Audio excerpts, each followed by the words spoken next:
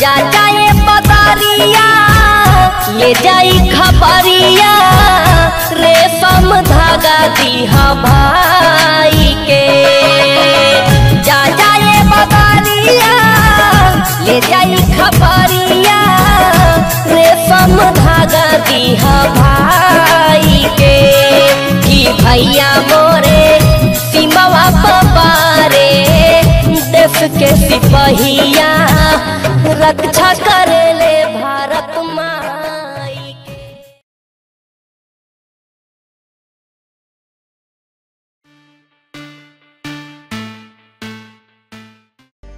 Subscribe करें हमारे YouTube channel को और इस बेल आइकन को दबाना ना भूलें।